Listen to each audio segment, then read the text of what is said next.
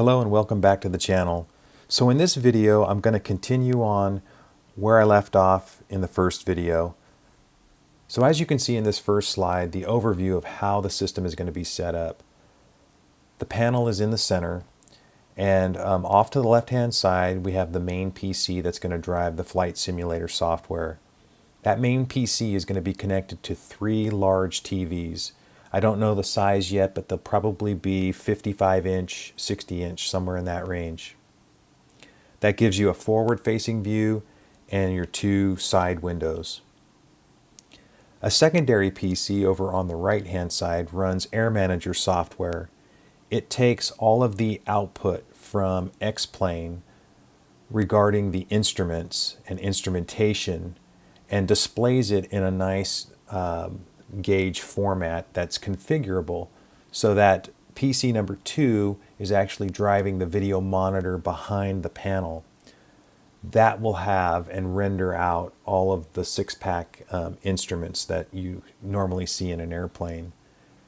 If I want to, I can take out the bezel that will have the actual 3-inch holes and switch that out with something like a Garmin 1000. So this makes it an easy setup and a clean setup, and Air Manager software allows you to do that with your instruments. So you're not locked into just one instrument. You can actually display more advanced instrumentation. Back to the main PC on the left hand side, it will have a USB cable that goes into a USB hub, and the USB hub is there to connect all of the actual peripherals like the yoke, the throttle quadrant, and the rudder pedals. Some of the radios I may purchase. I'll put the link in the description.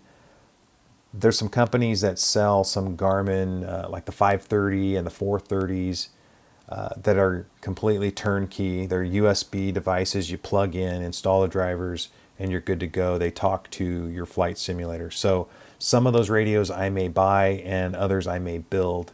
So that's still kind of a gray area on where I'm going to go with the simulator. On the right hand side of the panel you'll see that I do have an area for the iPad because I'm a real world pilot and an instructor, so I use ForeFlight, and ForeFlight lets you connect to a simulator and you can actually get all the benefits of ForeFlight just in the sim world. So that's a must for me, so that iPad will be mounted there. Now over on the left hand side, slightly down towards the bottom of that drawing, you're going to see the BBI-32, and there's 2 of them.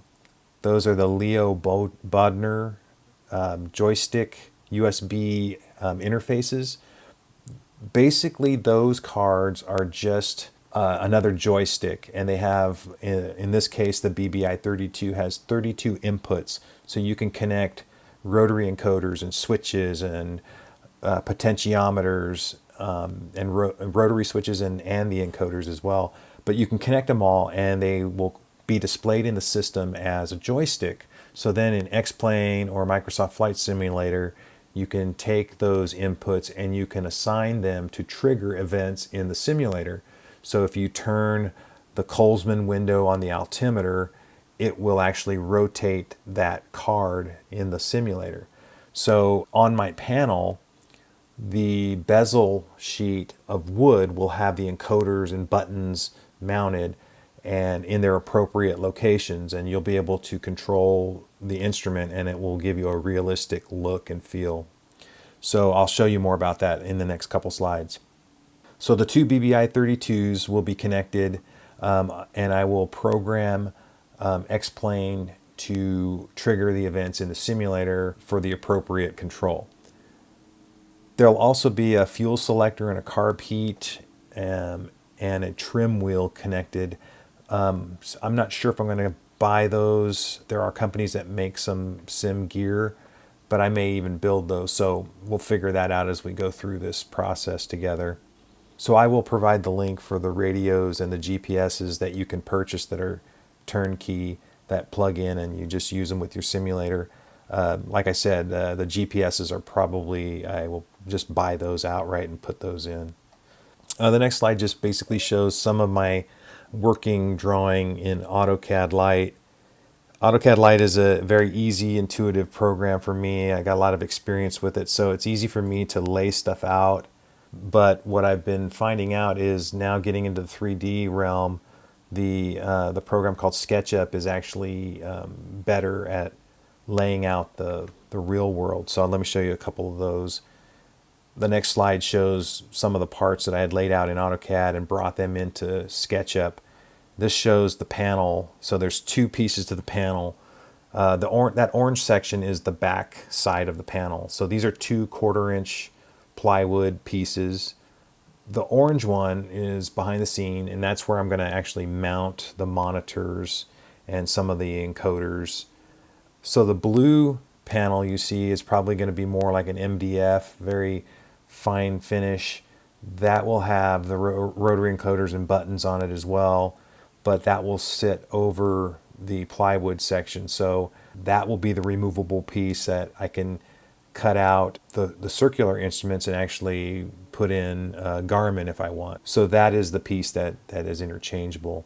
The pieces in the background are the pieces that I've laid out in AutoCAD, and we're staging them in that position to build them up in SketchUp.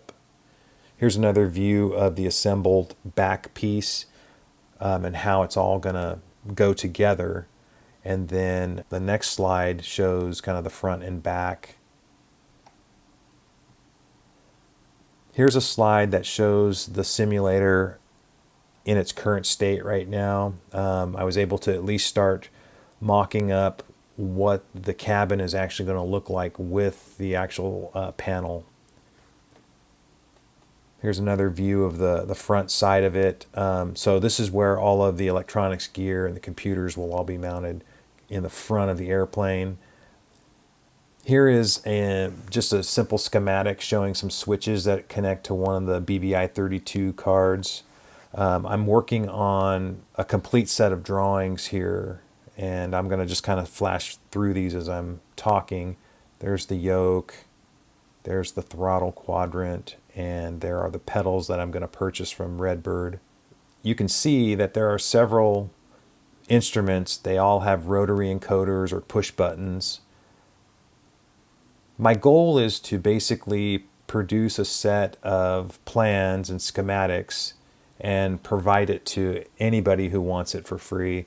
I'm going to put them out on the web and let everybody, take them, modify them, and build whatever they want to build. So hopefully this will help them build a SimPit at their house.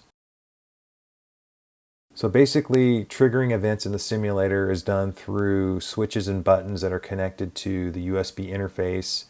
And the USB interface is acting like a joystick. So in X-Plane in particular, you have to take those buttons and you have to assign them to certain functions.